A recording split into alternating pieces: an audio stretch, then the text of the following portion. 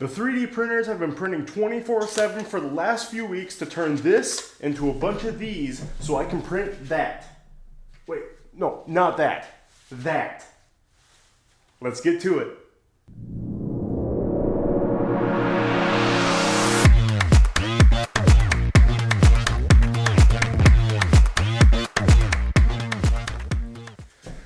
Now, I cannot lie, Rebels, the printers have been cranking out parts this last week like crazy. It's a lot of smaller parts that don't take a lot of time to print, which is really awesome, but also overwhelming as well. So, I've got everything that you see on the table here as well, excuse the sound, as well as a whole box of pieces. That being said, Rebels, I have been racking my brain as to how to give a good, entertaining video this week, and I don't think I can do a dry fit of these parts. Really, we just have to go right into gluing everything together, starting with the legs and then moving on to the main body and assembling this beast, as you might say. Then you will recognize some pieces, such as these boomsticks, as they're called in Droid Division world. Yeah, it's it's absolutely phenomenal having these printed. This is actually two pieces. It just goes together extremely well.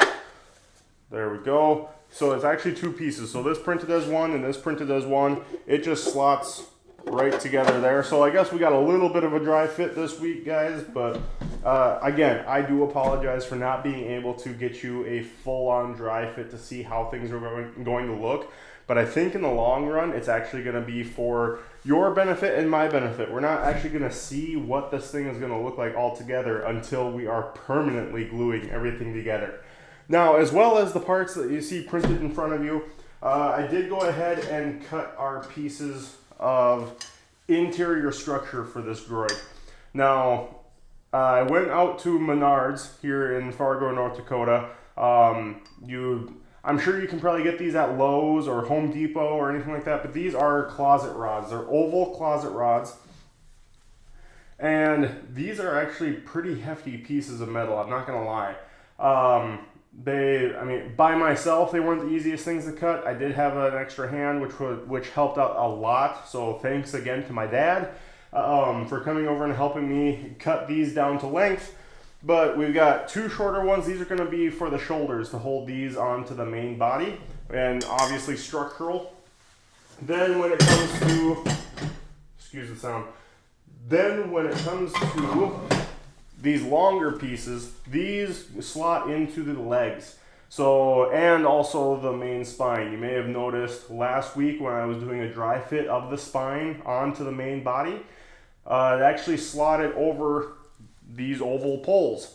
I did have some people ask me what they were, if I printed those, because honestly, in the footage that I lost the audio for last week, I did go over what these were, and I totally forgot to go back over and go over these in last week's video. So that's what these are. I've also got stainless steel round pipe as well. That's going to be to connect the foot to the ankle, actually, and I'll have some footage up here to showcase that as well. But I went ahead and glued one leg already, and let's go ahead and get the next two legs glued up and ready to go.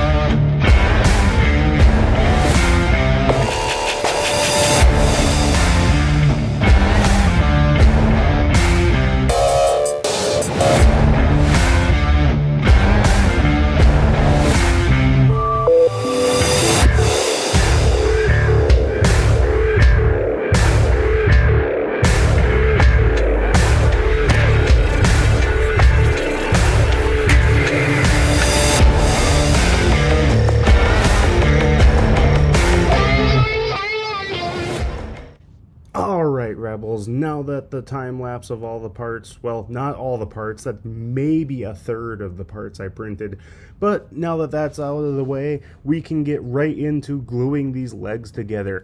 Now, as you can see here, I do have one of the legs off to the left-hand side of the screen. That is all glued together well now. I started to do a time-lapse of it, but since I'm doing everything on my phone, I got a phone call and it kind of stopped my time-lapse. So here we are now into the other legs. Also, I had to get a little bit creative since these parts are so long. I had to take two giant zip ties and use those as clamps to hold a couple parts together, and then I'm going to move on to the next parts from there. But here you can see I'm putting some decorative joints on. I'm also using that as a clamp because that does have the alignment dowels on it as well, but worked out pretty well overall. Here you can see I'm taking those oval closet rods and actually cutting them down to the correct size. Me being the dummy I am, was doing it on a dining chair that we had spare in the garage. Not the most level or stable surface. It still got the job done, but yeah, it did not work well. I finally found a crate that my dad came and helped me out with, and we used that as a flat surface to get the rest of the pieces done. But nonetheless, got all the pieces cut down to size. Went well after my dad got here and put me in in the right direction. And here we have the pipe. I did mark off the end. This is actually the pipe that goes from the ankle down through the feet. So it's going to be able to hold itself up on its own merit, basically, without any external support, really. So here I'm just grinding it down, getting it to be flush with the bottom of the foot. So I need to grind away that blue mark that I made earlier. Here I'm taking the round part and just deburring the burrs that come from grinding that down. Worked out really well, actually a lot better than I expected, but these are some tools that my dad actually let me take out of his storage unit, so helped me out tremendously. Thanks again, Dad, for all the support, and all my other family for all the support that you've given me. I was actually debating skipping this week just because I wasn't able to do a dry fit of everything I wanted to do a dry fit for, but my wife, she actually told me that no, just here's what you can do, and she was absolutely amazing at getting me in the right direction for this video.